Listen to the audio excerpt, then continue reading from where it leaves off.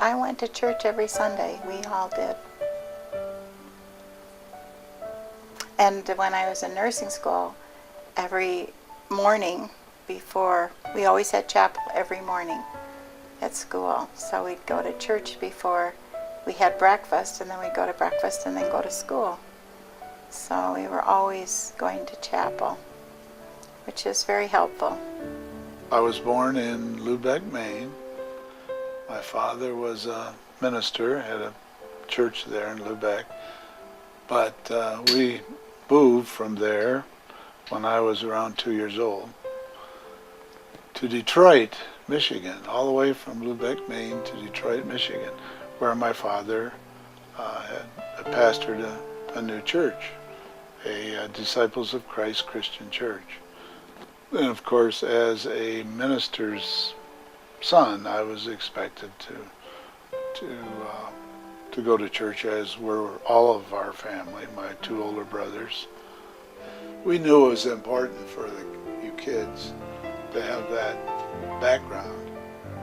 But one of the churches that we went to for a while left us wanting. We weren't really getting from being members of that church what we thought we should be getting. And we found in our Sunday school class, they didn't even believe in miracles. They didn't believe in the miracles. They had an explanation for everything. And Dad and I just left there just really upset that we'd left our Sunday school class, and it was just like a discussion group about rationalizing religion, and we just didn't like it. So I was a member of the Lions Club, and we had dinners every month, and we always said grace, we always prayed. And I was invited to a men's dinner at our church.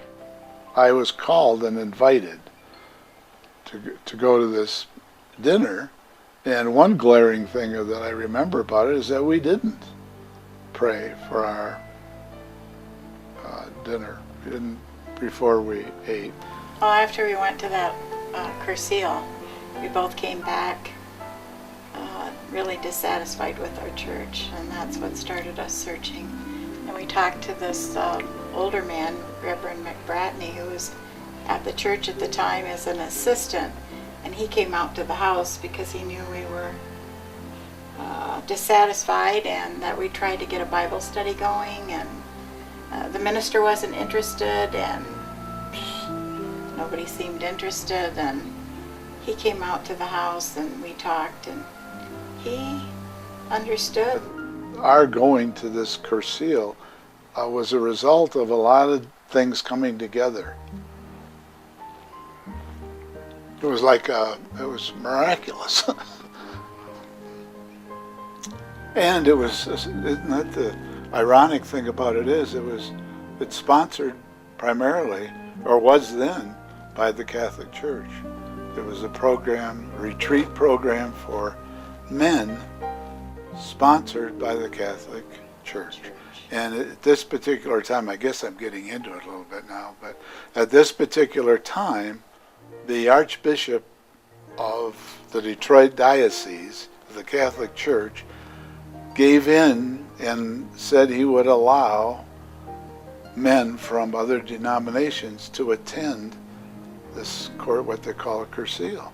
And that is when we needed that kind of a thing, and it fit our situation so well. It was amazing. And soon after that, the new Archbishop of Detroit's Catholic Diocese put an end to having other men to having men from other denominations experience the Cur Seal.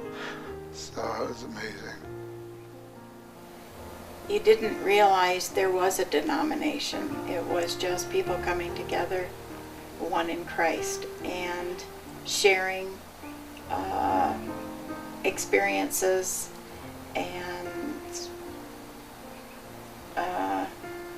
miracles that they went through in their own lives. to come to the point where they could share all of the things that they had. And there were some pretty traumatic things that people shared, and it was just so much how much Christ loves us, and that's how we should love others, and that's what it was all about. And that's what was so amazing, and is so, like Papa said, it's hard for us to talk about without almost coming to tears, because it was such a terrific experience that we will never forget. And I think it just showed us more of God's love for all of us and everyone out there. So that's an experience you never forget. And if I recall, we were well along in our Christian experience too. I think it was 1980. And I was, of course, 41 years old. So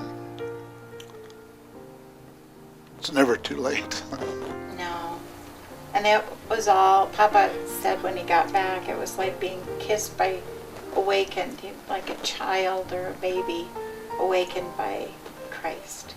He gave us, by being kissed by him and starting anew. And I guess in a way that was... It was a real wake-up. It was a wake-up for both of us. And he took Cur Seal first, and then I went with the women.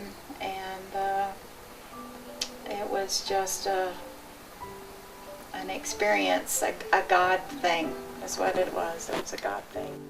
You had to have a sponsor. And I was sponsored by one of the Methodist members of the church that we were losing faith in, which is kind of ironic too. His son was in prison, so it was kind of like got us into realizing Colson's prison ministry and all the good things that are happening in prisons all over.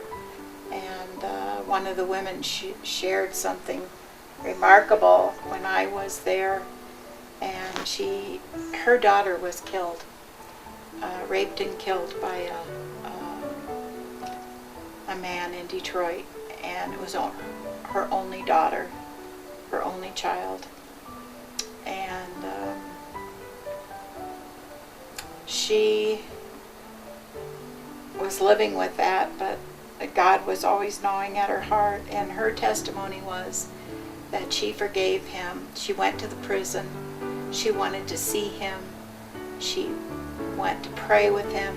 She told him that she forgave him, that she could not forgive him because God had forgiven her. And so from that experience, I think changed his life.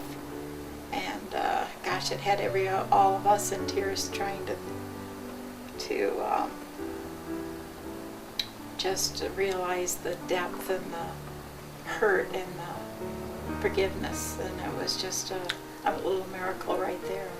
And it was just a remarkable experience for both of us to have that. And I will never forget it.